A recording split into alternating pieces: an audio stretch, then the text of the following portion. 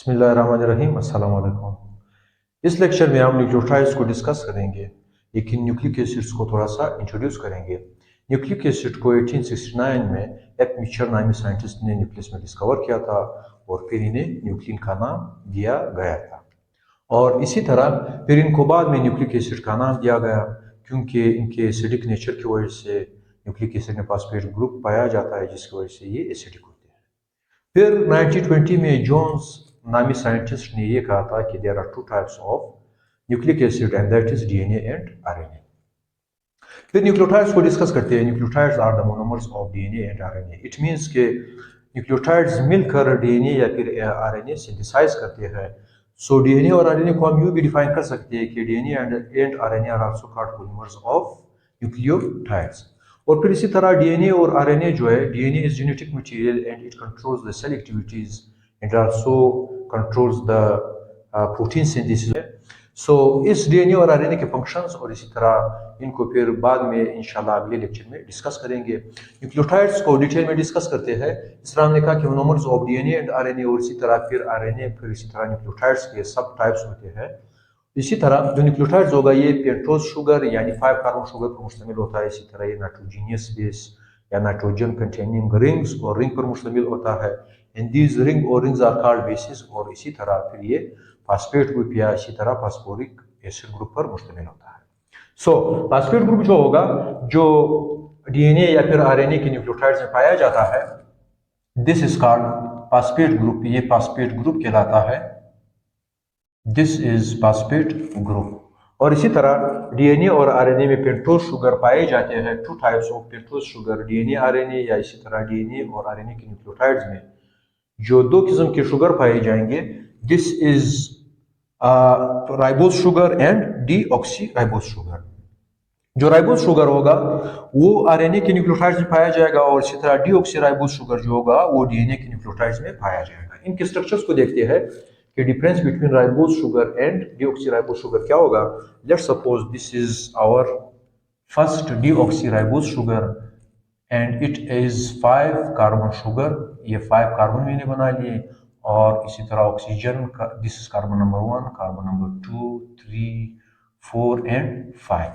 और इसी तरह ये जो कार्बन नंबर फर्स्ट होगा, यहाँ से OH and this is H and this is H, this is OH, OH, H, H and CH2OH. Now this is called ribose sugar। ये आरएनए के न्यूक्लियोटाइड्स में ये राइबोज शुगर्स पाए जाते हैं। सो हम कह सकते हैं कि this is found in RNA. और इसी तरह जो डीऑक्सीराइबोज शुगर होगा, अगर हम यहाँ से सिर्फ O कार्बन नंबर 2 से सिर्फ O मिटा दे और कार्बन नंबर 2 के साथ डायरेक्ट H अटैच कर दे, now this is called deoxyribose sugar. और इसी तरह डीऑक्सीराइबोज शुगर जो होगा वो फिर डीएनए के न्यूक्लियोटाइड्स में पाया जाएगा। सो हम ये कह सकते हैं कि डीऑक्सीराइबोज शुगर जो होगा वो डीएनए के न्यूक्लियोटाइड्स का पार्ट होगा।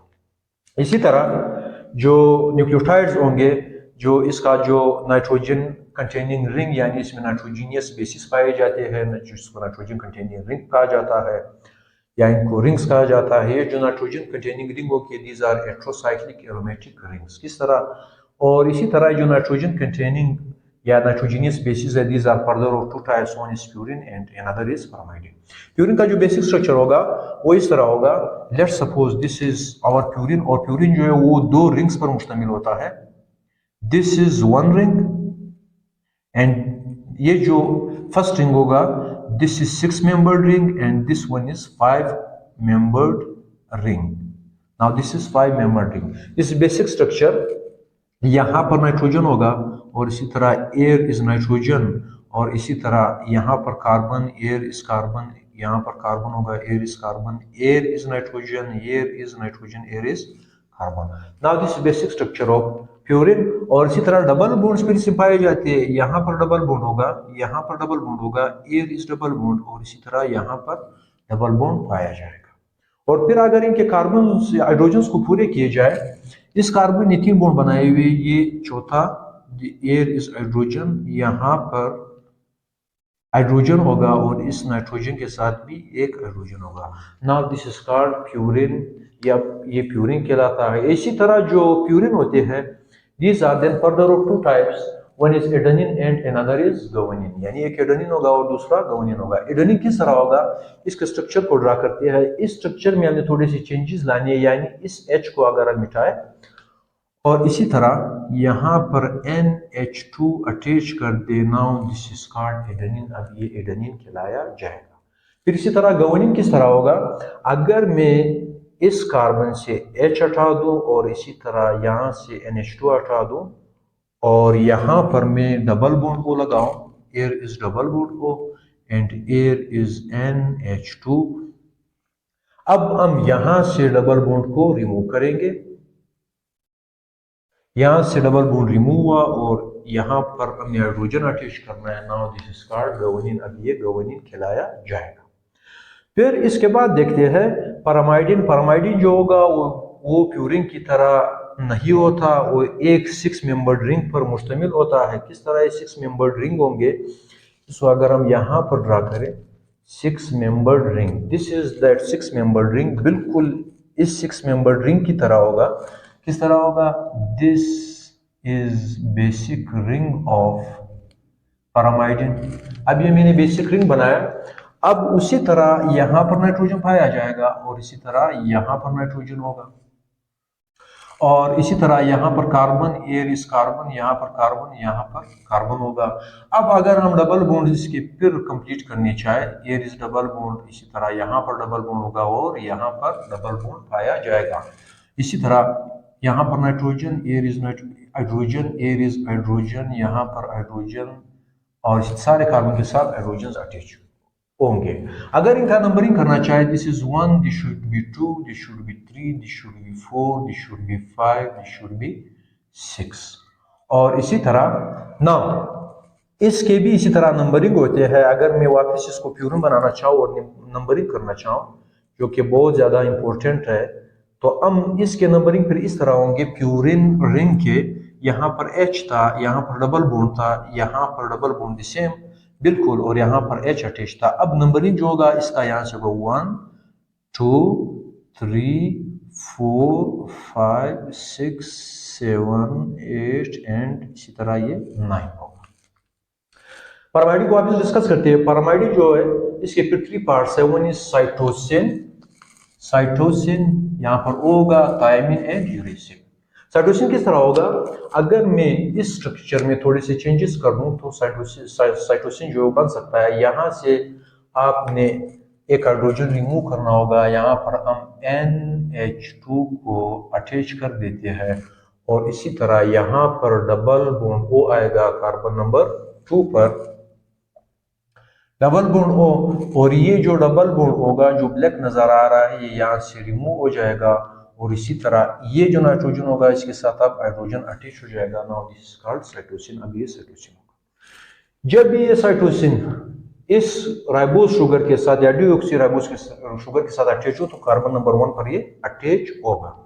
इसी तरह अगर मैं थायमिन बनाना चाहूँ तो मैं यहाँ से NH2 हटा दूंगा और इसी तरह यहाँ से हाइड्रोजन हटा दूंगा, यानी कार्बन नंबर 4 से मैंने NH2 हटाया और इसको डायरेक्ट डबल बॉन्ड O के साथ अटैच किया। जब ये डबल बॉन्ड O के साथ कार्बन अटैच होगा तो यहाँ से डबल बॉन्ड मिट जाएगा और इसी तरह इस नाइट्रोजन के साथ वंस अगेन हाइड्रोजन अटैच हो जाएगा और इसी तरह कार्बन नंबर 5 के साथ फिर हम CH3 अटैच कर लेंगे। Now this is called thymine. अब ये थायमिन कहलाया जाएगा।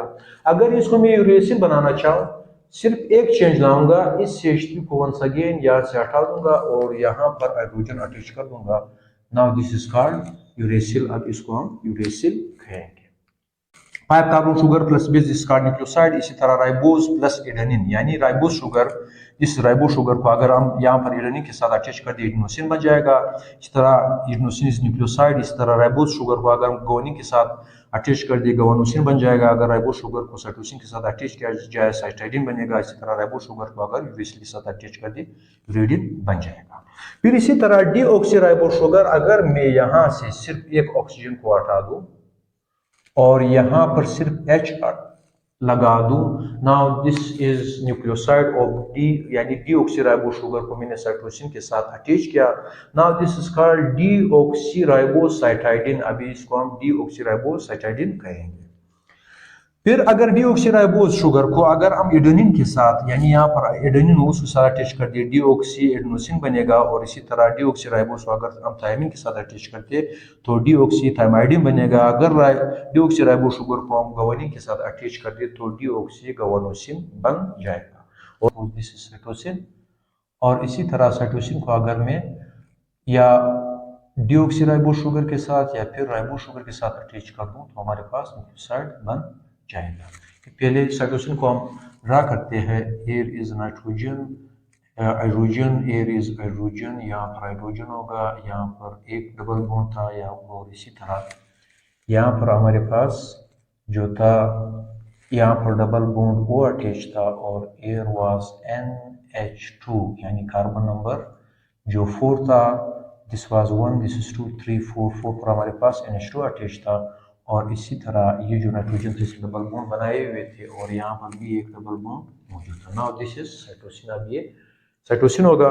साइटोसिन के साथ अगर मैं 5 कार्बन शुगर अटैच कर दूं, this is first carbon of second carbon, third carbon, this is fourth, this is fifth, इसके साथ ये oxygen, this is now 5 carbon sugar H and OH। और इसी तरह OH, दिस राइबो शुगर को हम कंसिडर करते हैं OH and H, air is H and air is CH and air is OH। अब अगर मैं इस नाइट्रोजन के इस हाइड्रोजन को और इसी तरह कार्बन नंबर 1 से राइबो शुगर के कार्बन नंबर 1 और इसी तरह इस रिंग के इस नाइट्रोजन से हाइड्रोजन अटैच कर रिमूव कर दूं तो H2O रिलीज हो जाएगा। और इसी तरह ये जो कार्बन होगा इस नाइट्रोजन के साथ, यानी बेस के साइटोसिन के नाइट्रोजन के साथ डायरेक्ट अटैच हो जाएगा। तो इसी तरह हमारे पास एक न्यूक्लियोसाइड बन जाएगा।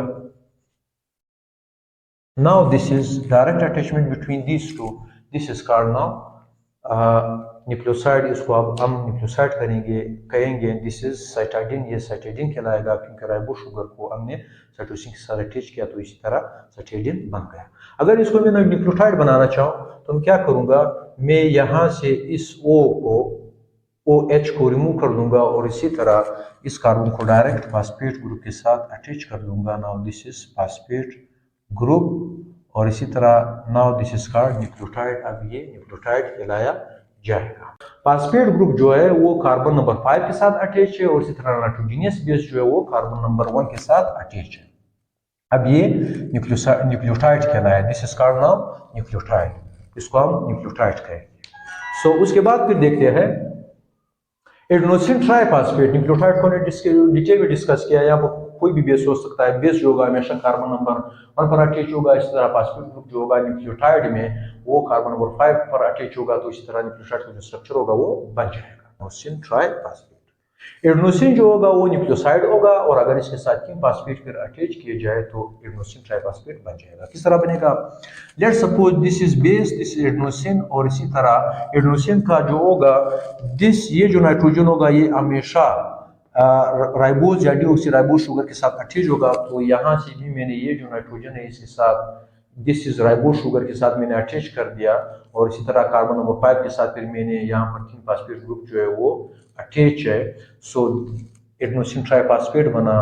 पहले हम एडेनोसिन मोनोफॉस्फेट बनाते हैं। Now this is called adenosine monophosphate. इसको एडेनोसिन मोनोफॉस्फेट कहा जाता है। ये जो एडेनोसिन मोनोफॉस्फेट है इसमें एक फास्फेट ग्रुप अटैच है। This is used as a coenzyme. ये भी एज अ कोएंजाइम काम करता है। इसी तरह लिविंग ऑर्गेनिज्म में अगर मैं एडेनोसिन डाइफॉस्फेट बनाना चाहूँ मैं माइनस मिटा दूंगा और इसी तरह एक और फास्फेट ग्रुप जो होगा उसको अटैच कर दूंगा। Now this is called adenosine diphosphate. अभी एडेनोसिन डाइफॉस्फेट कहलाया जाएगा। इसी तरह अगर मैं एडेनोसिन डाइफॉस्फेट में एक और फास्फेट ग्रुप डाल दूं, now this is called adenosine triphosphate. अभी एडेनोसिन ट्राइफॉस्फेट कहलाया जाएगा। ये जो एडेनोसिन डाइफॉस्फेट होगा ये बहुत ज्यादा इंपॉर्टेंट है और इसी तरह इसको एटीपी कहा जाता है। ये लिविंग ऑर्गेनिज्म में बहुत ज्यादा मिकदार में पाए जाते हैं। This is also called energy currency of cell. और इसी तरह ये सेल को इसी तरह सारे जिस्म को फॉर एक्टिविटीज़ ये जो एनर्जी प्रोवाइड करवाता है। किस तरह प्रोवाइड करवाएगा? ये जो हमें बॉन्ड नज़र आ रहा है ये हाईली एनर्जेटिक बॉन्ड है। अगर इसको तोड़ा जाए तो बहुत ज़्यादा एनर्जी जो होगी वो रिलीज होगी, और फिर ये एनर्जी जो होगा ये living organisms for its life activity के लिए यूज़ करेंगे। जब ये बॉन्ड टूट जाएगा तो जो एक फास्फेट ग्रुप यानी रिलीज हो जाएगा, और इसी तरह प्लस ADP रिलीज होगा, एंड इसी तरह ADP, this is A, D and P। तो एक फास्फेट ग्रुप रिलीज होगा, ADP रिलीज होगा, और इसी तरह large amount of energy release होगी by breaking of this bond. ये जो बॉन्ड मैंने यहाँ पर तोड़ा हुआ है इससे बहुत ज्यादा एनर्जी रिलीज होगी। दैट्स व्हाई हम कह सकते हैं कि ATP is energy currency of cell.